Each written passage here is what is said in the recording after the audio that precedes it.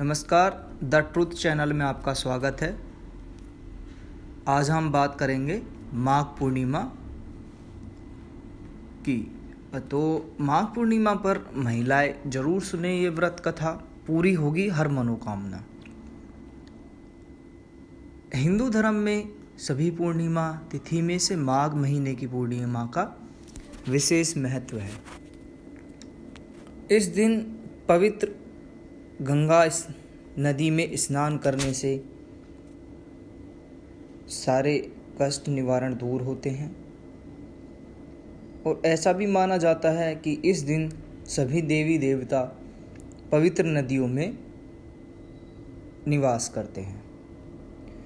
तो आइए जानते हैं माघ पूर्णिमा के दिन सुनने वाली व्रत कथा कौन कौन सी हैं। माघ पूर्णिमा 12 फरवरी 2025 को है। हिंदू धर्म में यह माघ मास की अंतिम तिथि है, यानी कि यह माघ मास की तिथि है। अगले दिन कृष्ण पक्ष चालू हो जाएगा माघ महीने का। तो इस पूर्णिमा को माघी पूर्णिमा कहते हैं। माघी पूर्णिमा पर पवित्र नदियों में स्नान करने की परंपरा पुराने वक्त से चली आ रही है। ऐसे में आज हम बात करने वाले हैं माघी पूर्णिमा की पौराणिक व्रत कथाओं की। पूर्णिमा के दिन श्री हरि विष्णु जी पवित्र नदियों में निवास करते हैं। ऐसे में अगर आप पूरे महीने के दौरान नदी में स्नान कर पाएँ तो माघ पूर्णिमा पर जरूर स्नान करें।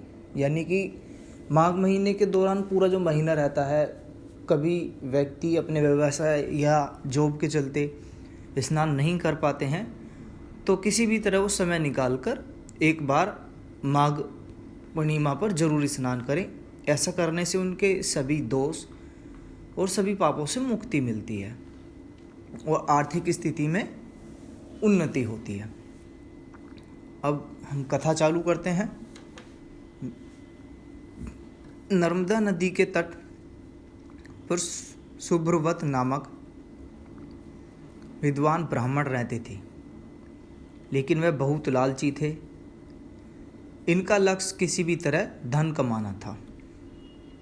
ऐसा करते करते वे समय से पहले ही बूढ़े दिखने लगे और कई बीमारियों की चपेट में आ गई। इसी बीच उन्हें अंतर्ज्ञान हुआ कि उन्होंने सारा जीवन धन कमाने में बिता दिया और अब उनका उद्धार कैसे होगा। इस क्रम में उन्हें माघ माह में स्नान का महत्व बताने वाले एक श्लोक याद आया। इसके बाद स्नान का संकल्प लेकर ब्राह्मण नर्मदा नदी में स्नान करने लगे। करीब 9 दिनों तक स्नान करने पर उनकी तबीयत और ज़्यादा खराब होने लगी।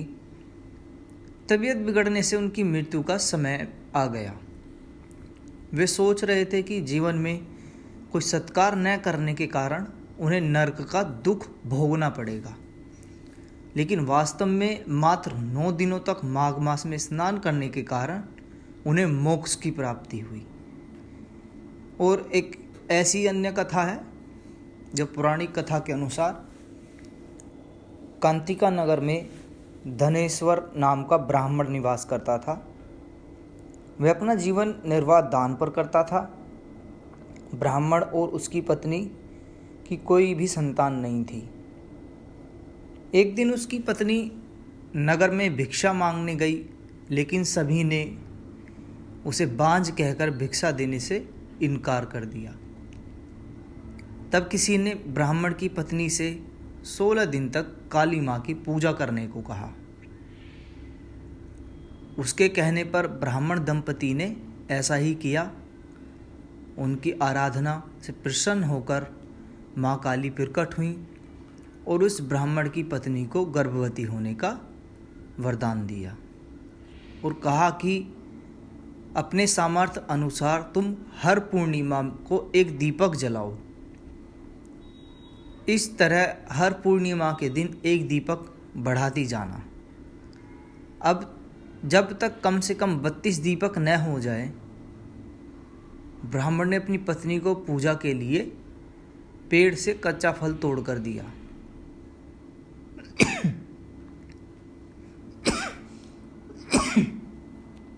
उसकी पत्नी ने पूजा की फलस्वरूप वह गर्भवती हो गई। वह प्रत्येक पूर्णिमा को माँ काली के कहे अनुसार दीपक जलाती रही।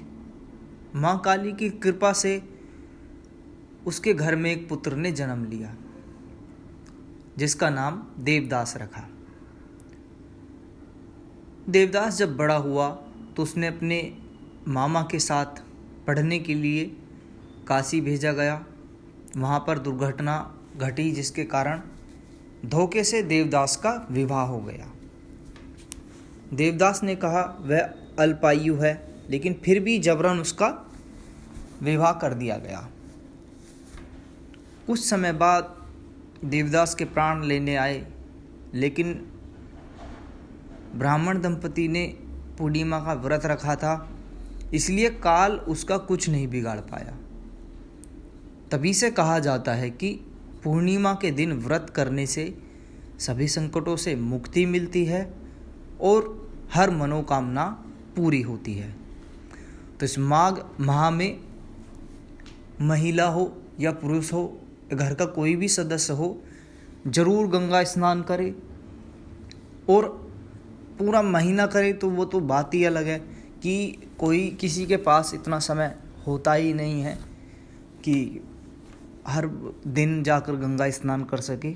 लेकिन माघ माह में अमावस और पूर्णिमा के दिन जरूर स्नान करें। उसके घर पर या व्यवसाय पर जिस पर चीज़ पर भी संकट होगा तो उन संकटों से उसे छुटकारा मिलेगा और आर्थिक धन और व्यवसाय उसका बढ़ता चला जाएगा। तो विष्णु जी की पूजा करें। भगवान विष्णु इस दिन